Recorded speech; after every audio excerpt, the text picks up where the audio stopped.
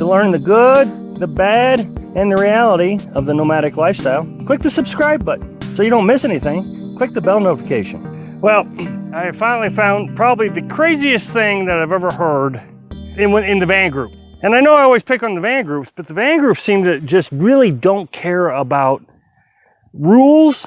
They don't care about laws. They don't care about how long the nomadic lifestyle is going to last. It's all about themselves. And this is why I feel like the nomadic lifestyle is going to come to an end. It is because of abuse and law breaking and rule breaking. So this guy posts in the van group, watch for the small print. And so he takes a picture of this sign, and the sign says parking. And then it says right underneath the word parking in smaller print, but not really that small, authorized vehicles only, tow at your expense and liability. I thought, well, at least he's being honest that he messed up. So I gave him a break, and then I started reading down below it. And it's just, I don't know where these comments come from. The very first comment was, they can't tow you when you're inside your vehicle. So just stay in your vehicle, and they can't tow you. Well, surely they can arrest you. I mean, what kind of line of thinking is this? Another person said, just stay in the vehicle, and when you get to your destination, wherever he tows you from, just drive away. Wow. You know the more simple solution to this? Don't park there. You are trespassing. And this is why the van life is ending. Is people are breaking the rules, they know they're breaking the rules, and they don't care. They're breaking the laws, and they don't care. Somehow, this van life mentality has taken an approach. I'm free, and I don't care what your freedoms are. I don't care that you have freedom to private property, and that if you don't want me on your property, I can't go on your property. I don't care about your freedom. And I want to live in a van on your property, so deal with it. And I'm not paying for tow bills. When you tow me to the impound yard, I'm just going to drive away, and I'm not going to worry about the bill. And I've seen this behavior most of the time being on Facebook and learning about the nomadic lifestyle. And I think what it is a lot of new nomads come out here, and they get on Facebook, and they see even a newer nomad, and the newer nomad says, where can I find water? Oh, just take it from, the gas station.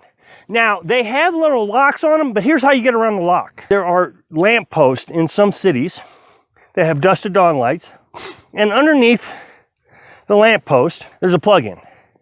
The plug-in doesn't work during the day. It works at night with the lamp post.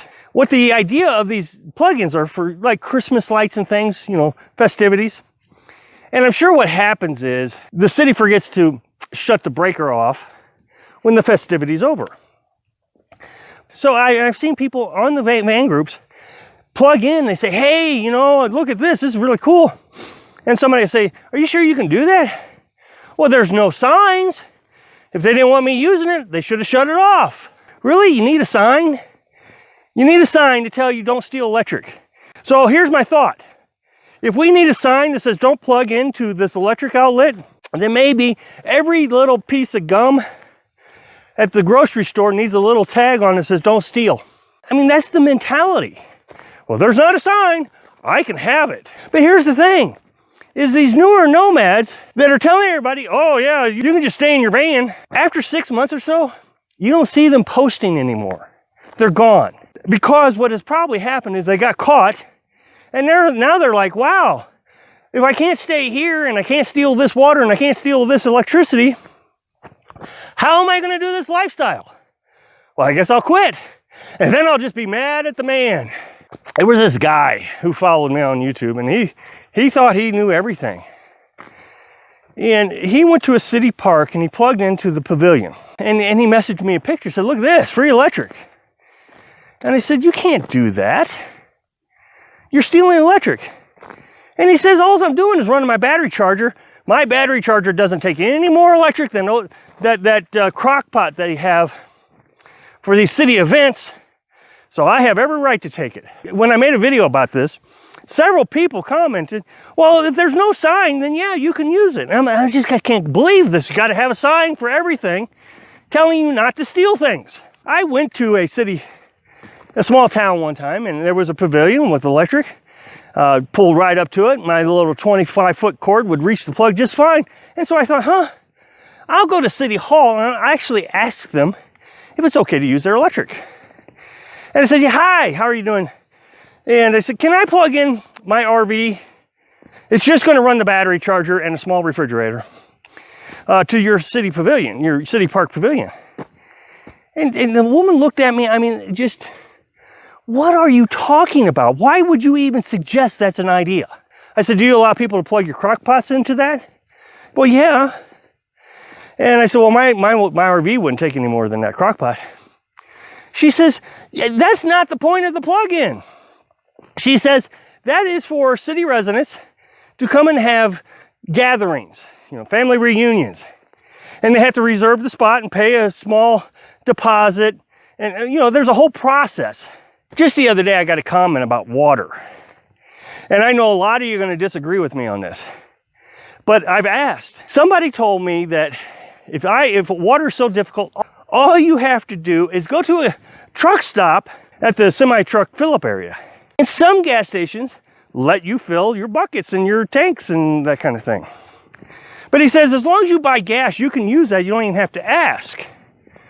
Well, that's absolutely not true. You have to ask. Again, that is private property, and they're providing a service to a group of people. The attendant that was at the station that I asked, she said, no, you can't use that. That water is intended for truckers to wash their windshields. So we're talking about, 2 or 3 gallons to wash a windshield versus 40 to 120 gallons to fill a tank. And the other thing is if you're filling up your van, you're spending 20, 30, 40, 50 bucks in exchange for 40 to 120 gallons of water.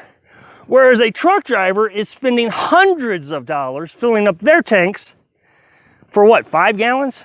Thanks for watching. Click like if you like the video, and happy travels.